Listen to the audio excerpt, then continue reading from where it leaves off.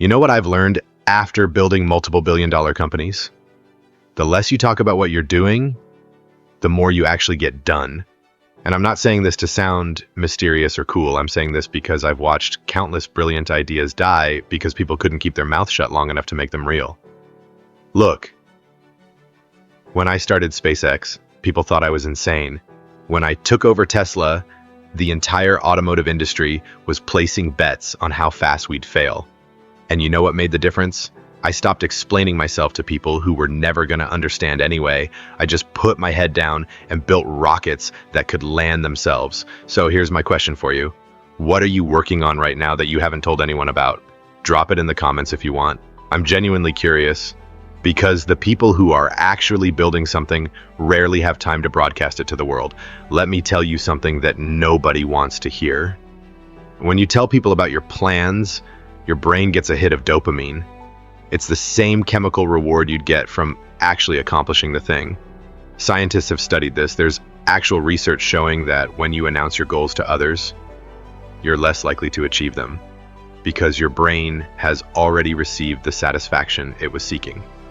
You've tricked your own nervous system into thinking you've already done the work. That's why everyone at parties has a startup idea, but only a fraction of 1% ever ship a product. I remember when I first started thinking about making humanity a multiplanetary species. If I had gone around Silicon Valley in the early 2000s telling everyone I was going to build reusable rockets and colonize Mars, I would have been laughed out of every room. And honestly, that social rejection would have hurt. It would have made me second-guess myself. It would have planted seeds of doubt that would have grown every time we had a failure. And we had failures, lots of them. 3 consecutive rocket launches that ended in explosions. Each one cost tens of millions of dollars. If I had been constantly defending my vision to skeptics, I don't know if I would have had the mental fortitude to keep going. Here's what happens when you talk too much about what you're doing. First, you invite opinions from people who have no skin in the game. Your cousin who works in accounting suddenly becomes an expert on electric vehicle manufacturing. Your college roommate, who never built anything in his life, is telling you why your business model won't work. These people mean well. Usually they think they're protecting you from failure. But what they're really doing is projecting their own fears and limitations onto your vision. They can't see what you see because they're not wired the way you're wired. And when you spend energy defending your ideas to them, that's energy you're not spending on actually building the thing. Second, you create accountability to the wrong scoreboard. When you announce your plans publicly, you become attached to those specific plans. But the path to success is never a straight line. At Tesla, we've had to pivot and adapt thousands of times. If I had committed publicly to every single strategy and timeline, I would have looked like a liar or a failure every time reality forced us to adjust. Instead, I kept the destination clear in my mind, accelerate the world's transition to sustainable energy, but I stayed flexible on the tactics. That flexibility is what kept us alive during the years when we were weeks away from bankruptcy. Third, you waste precious time and energy that could be spent on execution. Every minute you spend explaining your vision to someone who doesn't get it is a minute you're not coding, designing, building, or selling. Time is the only resource you can never get back. I don't care how much money you have or how smart you are, you get the same 24 hours as everyone else. The difference between people who build extraordinary things and people who just talk about building extraordinary things usually comes down to how they spend those hours. Let me paint you a picture of how this plays out in real life. Imagine you have an idea for a new product. You're excited about it. It's going to solve a real problem. You can see the vision clearly in your head. Now you have 2 choices. Choice A, you start telling everyone about it. You post on social media about your upcoming launch. You tell your friends and family. You maybe even do some interviews about your revolutionary idea. You spend weeks or months building hype. Meanwhile, you're not building the actual product because you're too busy talking about it. Or maybe you are building it but slower because your energy is divided.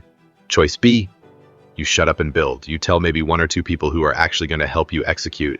You work obsessively, you iterate, you test, you fail privately, you learn, you improve. And then when you have something real, something that actually works, you show the world. Which person do you think is more likely to succeed? I've seen this pattern play out hundreds of times. The people who talk the most accomplish the least. The people who are actually doing things don't have time to broadcast every step of the journey. They're too busy solving real problems. At SpaceX, we didn't announce that we were working on reusable rockets until we had already made significant progress. We didn't tell the world we were going to land a Falcon 9 first stage on a drone ship until we had failed at it enough times in private to know it was actually possible. By the time the public saw our attempts, we had already solved most of the hard problems. The public failures you saw were just the final iterations. Here's another thing about keeping quiet. It protects you from energy vampires. You know these people. They're the ones who always have a reason why something won't work. They've never built anything themselves, but they're experts on why your thing is doomed to fail. If you give them access to your plans early, they'll drain your enthusiasm like a parasite. And enthusiasm, especially in the early stages, is one of your most valuable resources. It's what gets you through the long nights, the setbacks, the moments of doubt. You need to protect it. You need to guard it like it's the nuclear launch codes. Because in a way, it is. Your enthusiasm is what launches your future. I learned this lesson the hard way. In the early days of PayPal, before it was PayPal, I was young and probably too eager to share my vision. I wanted validation. I wanted people to see that what we were building was going to change the world. And some people got it, but a lot of people didn't. And their skepticism got into my head. Not enough to stop me, thankfully, but enough to create noise, enough to make me question decisions I should have been confident about. After that experience, I became much more selective about who I let into my inner circle during the early stages of a project. Think about it from a competitive standpoint too. In business, stealth is an advantage. If you're working on something genuinely innovative, the last thing you want is for your competitors to know about it before you've got a significant head start. The big players have resources you don't have. They can move faster once they understand the direction. So why would you telegraph your moves? It's like playing chess and announcing your strategy out loud. You're giving away the element of surprise. At Tesla, we filed patents, sure, but we also kept a lot of our manufacturing innovations and process improvements close to the vest until we had scaled them. By the time the competition figured out what we were doing, we were already years ahead. But here's where it gets really interesting. There's a psychological warfare element to this that most people don't understand. When you're quiet about what you're building, people underestimate you. And that's exactly where you want them. Let them think you're not a threat. Let them think your ambitions are smaller than they are. Let them focus on the loud competitors who are making all the noise. Meanwhile, you're in the lab, in the factory, at the computer, making real progress. And then one day, you ship. You release something that actually works, something that's actually good, and everyone is shocked. They didn't see it coming. That shock is a competitive moat. It buys you time. It buys you attention. It buys you momentum. I see this pattern constantly with entrepreneurs who come to me for advice. They want to know the secret. They want to know how to raise money, how to get press, how to build hype. And I tell them, stop worrying about hype. Start worrying about building something people actually want. The press will come if what you're building is good. The money will come if you can prove traction. But if you lead with hype, if you lead with announcements and press releases and vaporware, you're building on sand. The first time you miss a deadline or the first time reality doesn't match your promises, people will turn on you. And they'll turn hard. You want to know why I'm able to run multiple companies simultaneously? It's not because I'm smarter than everyone else. It's not because I have more hours in the day. It's because I'm absolutely ruthless about where I put my attention. I don't do unnecessary meetings. I don't spend time on things that don't directly contribute to the mission, and I definitely don't spend my time defending my decisions to people who aren't in the arena. If you're not building, if you don't have skin in the game, your opinion doesn't carry much weight with me. That sounds harsh, but it's necessary. If I listened to every critic, every skeptic, every armchair expert, I would have given up 20 years ago. There's something else I need to address here, because I think a lot of people misunderstand what I'm saying. When I say don't tell people what you do, I'm not saying become a hermit. I'm not saying refuse to collaborate or never seek feedback. I'm saying be strategic about who you talk to and when. There's a massive difference between seeking input from someone who can actually help you solve a problem and broadcasting your plans to everyone who will listen because you want validation or attention. One is productive. The other is, well, less productive. When we were developing the Cybertruck, we kept that project incredibly quiet for years. We had a small team working on it. We iterated on designs. We tested materials. We solved engineering problems that had never been solved before in automotive manufacturing, and we didn't tell the world about it until we had something real to show. Even then, when we finally unveiled it, people thought it looked weird. The internet lost its mind. And you know what? I didn't care. Because we had already done the work. We had already validated the design decisions. We knew what we were building and why. The public opinion, positive or negative, didn't change the fundamentals of what we had created. If I had been sharing design concepts years earlier, asking for public input, we would have ended up with a watered-down compromise that tried to please everyone and ended up pleasing no one. Here's a framework I use. Before you tell someone about what you're working on, ask yourself 3 questions. 1, can this person actually help me execute? Are they going to write code, design something, invest money, open doors, or contribute in some tangible way? 2, do they have relevant expertise or experience that will make my idea better? Have they built something similar? Do they understand the problem space? 3, will this conversation energize me or drain me? Some people lift you up. Others, even with good intentions, pull you down. If the answer to all 3 questions is no, then maybe that person doesn't need to know what you're doing yet. Save that conversation for after you've built something real.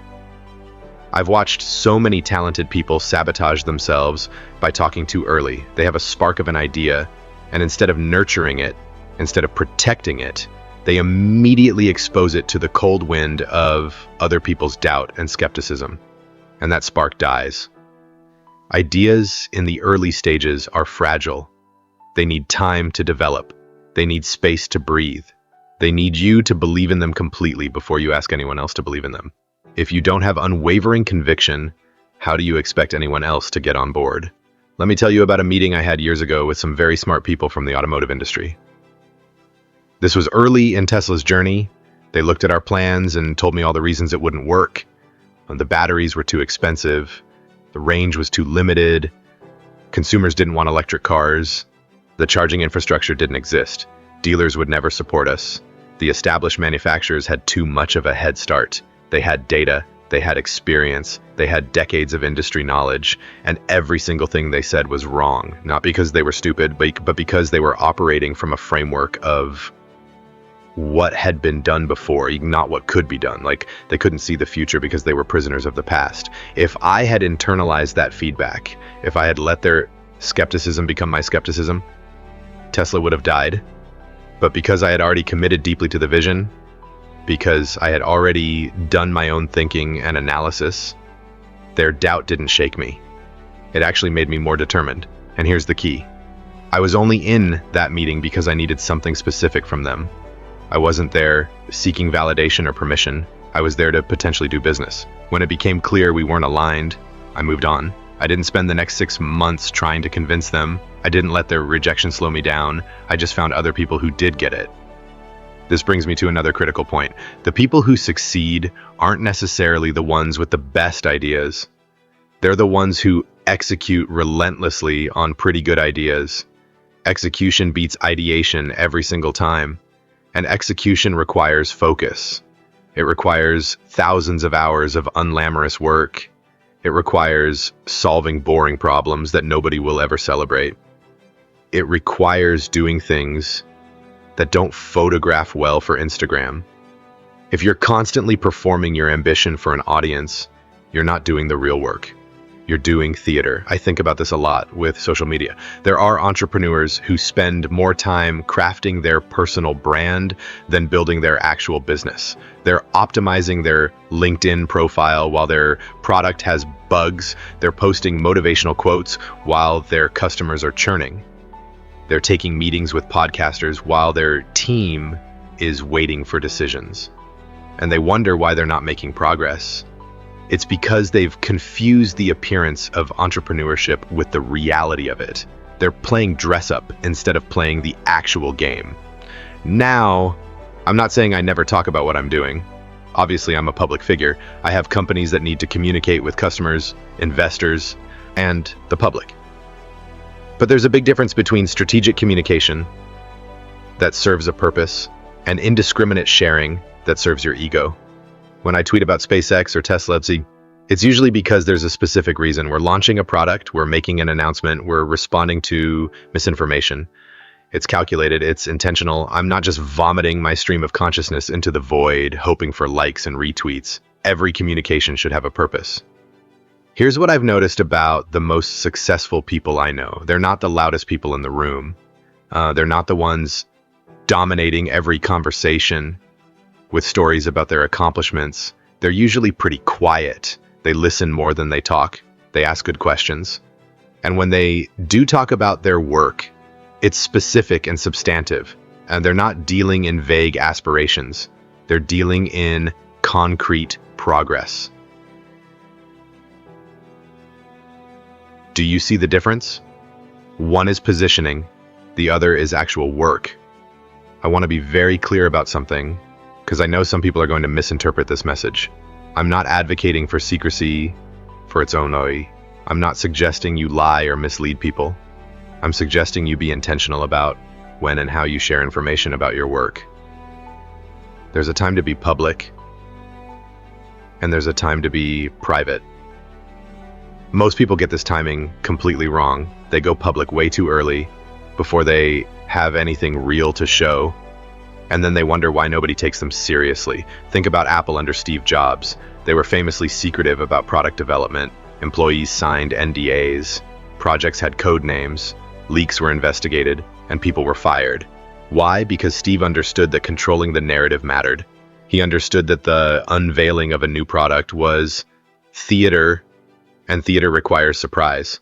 If everyone knew what was coming, if all the details leaked months in advance, the launch event would lose its impact. The product would be judged prematurely before people could actually experience it. So they kept quiet. They built in secret. And then they revealed products that changed entire industries. You can apply this principle to your own work, even if you're not launching revolutionary consumer products. If you're writing a book, maybe don't tell everyone about it until you have a finished manuscript. If you're starting a business, maybe don't announce it until you have your first customer. If you're learning a new skill, maybe don't post about your journey until you've achieved some level of competence. Let your results speak for themselves. There's something powerful about showing up with a finished product instead of a promise. It builds credibility in a way that words never can. I'll give you another example from my own experience. When we started Neuralink, we worked on it for years before making any public announcements. We hired researchers, we developed prototypes, we conducted experiments, we solved incredibly difficult problems at the intersection of neuroscience and engineering. And only when we had something substantive, only when we could, demonstrate actual progress, did we go public. Even then, we've continued to be relatively quiet compared to what we could be saying. We're not hyping vaporware. We're showing incremental progress on an incredibly difficult problem. And because we've been patient, because we haven't overpromised, we've maintained credibility even in a field where many people are skeptical. Contrast that with the countless startups in the brain-computer interface space that made bold claims, got a bunch of press, raised money on hype, and then disappeared because they couldn't deliver. They talked a big game, but didn't have the substance to back it up. And now the whole field suffers from credibility issues because of these failures. That's what happens when you lead with your mouth instead of your work. You don't just hurt yourself, you hurt everyone else trying to do real work in that space. Here's a question I want you to really think about. What are you actually optimizing for? Are you optimizing for looking successful or being successful? Because those are very different games with very different strategies. If you want to look successful, then yes, post constantly on social media. Tell everyone about your plans. Create the appearance of momentum and achievement. You'll get some short-term validation. Some people will be impressed. You might even attract some opportunities based on your personal brand. But if you want to actually be successful, if you want to build something that matters, something that lasts, something that actually works, then you need to be willing to be invisible for a while. You need to be willing to do the unglamorous work that nobody sees. You need to be willing to make progress without applause. I've been in situations where we were months away from bankruptcy at Tesla and SpaceX simultaneously. Both companies were burning through cash. We were missing deadlines. We were having technical failures. Things looked bleak.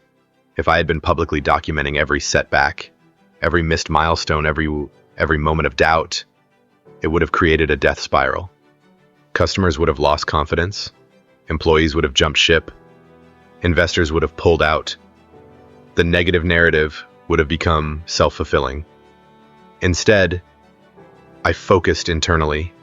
I worked on solving the actual problems. I made the hard decisions. I kept the teams motivated, and I didn't broadcast our struggles to the world until after we had overcome them. That's not being dishonest. That's being strategic. There's a concept in physics called signal-to-noise ratio. The more noise you create, the harder it is to hear the signal. The more you talk, the less impact each word has. The more you promise, the less meaningful each promise becomes. If you want people to pay attention when it really matters, you need to be quiet most of the time. You need to have such a high bar for what's worth communicating that when you do speak, people know it's important. I've built this over years. When I tweet something significant about SpaceX or Tesla, it moves markets. Not because I'm special, but because I've established a pattern where my public statements actually mean something. I haven't diluted the signal with constant noise. Now, let's talk about the competitive advantage of science in a world that rewards volume. Everyone is screaming for attention. Everyone is trying to hack the algorithm, go viral, build a following. The noise level is insane. So what happens when you actually stay quiet and just build something exceptional? You cut through all that noise effortlessly. You don't need to fight for attention. The quality of your work attracts attention naturally. This is how you build a sustainable competitive advantage, not through marketing tricks or growth hacks, but through actually being better than everyone else. I want to talk about something that I think is at the core of why people overshare their plans. It's fear. Fear of being forgotten, fear of being irrelevant, fear that if they're not constantly reminding the world of their existence, they'll disappear. And I get it. We live in an attention economy. Algorithms reward frequency and engagement. But here's what people don't realize. Sustainable success doesn't come from gaming algorithms. It comes from building something so good that people can't ignore it. The algorithm will find you if what you're doing actually matters. When I look at the greatest achievements in human history, most of them happened in obscurity. The scientists who split the atom weren't posting daily updates on social media. The engineers who built the first computers weren't running podcasts about their process. They were in labs, working 16-hour days, failing repeatedly, learning, iterating, and then one day they emerged with something that changed the world. That's the pattern. Obscurity, work, breakthrough. Not announcement, hype, disappointment. I see young entrepreneurs making this mistake constantly. They have an idea on Monday, they incorporate on Tuesday, they have a logo by Wednesday, and by Thursday they're on Twitter announcing their seat around and their mission to change the world. And I'm thinking, you haven't built anything yet. You don't even know if your idea works. You don't know if customers want it. You don't know if you can actually execute. But you've already created expectations. You've already invited judgment. You've already put yourself in a position where you're going to look like a failure. If this doesn't work out exactly as you've described, why would you do that to yourself? Here's what I recommend instead. Spend the first year in stealth mode. I don't care if you're working on a consumer app or an enterprise software company or a hardware product. Spend that first year just building and learning. Talk to potential customers. but don't announce anything publicly. Get feedback, but don't make promises you're not sure you can keep. Figure out if your idea actually has legs before you tell the world about it. This approach has two massive benefits. One, you give yourself permission to pivot without looking inconsistent. Two, you avoid the pressure and distraction that comes with public scrutiny. You can focus purely on the work. There's also something to be said about maintaining mystique. When you're not constantly explaining yourself, people become curious. They want to know what you're working on. They want to be part of it. But if you're broadcasting everything, there's no mystery. There's no exclusivity. There's no reason for anyone to pay special attention. I've noticed this with product launches. The products that generate the most organic buzz are usually the ones that people discovered, rather than the ones that were shoved down their throats. You want people to feel like they're uncovering something, but not like they're being marketed to. Let me address the counter argument. I hear it all the time. People say, but Elon, you have to talk about your work to raise money. You have to talk about your work to recruit talent. And yes, that's partially true, but there's a huge difference between targeted communication with specific stakeholders and broadcasting to the entire world. When I'm raising money, I'm talking to investors who can write checks. When I'm recruiting, I'm talking to engineers who can solve problems. When I'm generating sales, I'm talking to customers who need the product. I'm not just shouting into the void, hoping something good happens. Targeted communication is strategic. Broadcasting is lazy. Anyone can post on social media. Not everyone can craft a compelling pitch for sophisticated investors. Not everyone can recruit world-class talent in a competitive market. Not everyone can close enterprise deals. Those things require actual skill and preparation. They require understanding your audience and tailoring your message. They require substance. So if you're going to talk about what you're doing, make it count. Make sure you're talking to people who matter, not just people who will click. I think a lot about information warfare and competitive dynamics. Every piece of information you release is intelligence that your competitors can use. If you tell them what you're working on, they can anticipate your moves. If you tell them your timeline, they can try to beat you to market. If you tell them your strategy, they can counter it. So why would you give away that advantage? Unless you're so far ahead that it doesn't matter. You should be operating with the assumption that loose lips sink ships.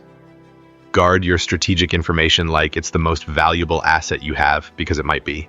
At SpaceX, we've had situations where we discovered competitors were monitoring our regulatory filings to figure out what we were working on. They were trying to reverse engineer our strategy from public documents. That's how competitive the space industry is. Everyone is looking for an edge. So we became very careful about what we filed and when and how we described our technical approaches. We give the minimum required information and nothing more. Now, that's not being secretive for the sake of it. That's being smart. Another thing I've learned is that talking about your plans creates artificial deadlines and expectations. Once you announce something publicly, you're on the hook to deliver. And in complex technical projects, things always take longer than you expect. There are always unforeseen challenges. There are always complications. If you've been quiet about what you're working on, you have flexibility, you can delay, you can pivot, you can change course entirely if needed. But if you've made public commitments, you're trapped. You either have to deliver on an unrealistic timeline, which might compromise quality, or you have to publicly admit failure or delay, which damages credibility. I've made this mistake before. I've announced timelines for products that turned out to be too aggressive, and then I had to deal with the fallout. Articles about how I'm always late, jokes about Elon time, skepticism about future announcements. All of that could have been avoided if I just kept my mouth shut until we were closer to actually shipping. Now, I've learned. I'm much more conservative about public timelines. I'd rather underpromise and overdeliver than the reverse. And the way you set yourself up for that is by not promising anything until you're absolutely sure you can deliver it. Let's talk about the psychological component again, because I think this is where a lot of people struggle. There's an ego component to announcing your plans. It feels good. You get to be the visionary. You get to be the person with the big idea. You get attention and validation. And for some people, that feeling becomes addictive. They're more in love with being seen as an entrepreneur than with actually building a business. They're more in love with the story they tell about themselves than with doing the actual work. This is a trap. This is how you end up as a wannapreneur instead of an entrepreneur. The real builders, the real creators, they get their dopamine hit from different sources. They get it from solving a hard problem. They get it from seeing their creation work in the real world. They get it from customer feedback and revenue growth and technical breakthroughs. They don't need external validation because they have internal satisfaction from the work itself. If you can cultivate that mindset, if you can find joy in the process rather than in the performance, you'll be unstoppable. You won't need the applause. You won't need the likes. You won't need the retweets. You'll be driven by something deeper, something more sustainable. Here's a practical exercise. For the next 30 days, don't talk about what you're working on at all. Not to friends, not to family, not on social media, nobody except the people who are directly involved in helping you execute. Just work, just build, just make progress. And at the end of those 30 days, evaluate where you are. I guarantee you'll have made more progress than you thought possible because that's the secret. There is no secret. There's just work. Relentless, focused, unglamorous work. The kind of work that doesn't photograph well. The kind of work that nobody applauds in the moment. The kind of work that compounds over time into something extraordinary. And the less you talk about it, the more of it you can do. It's that simple. Not easy, but simple. I've built multiple companies from 0 to billions in valuation. I've gone from sleeping on friends' couches to landing rockets on drone ships in the middle of the ocean. I've had more failures than most people have attempts. And through all of it, the one constant has been this. I talk less than people think I should, and I work more than people think is possible. That's it. That's the whole game. Everything else is noise. So, stop telling people what you're going to do. Stop seeking permission and validation. Stop performing your ambition for an audience that isn't really paying attention anyway. Just put your head down and build something that matters. Build something that works. Build something that makes the world better in some small or large way.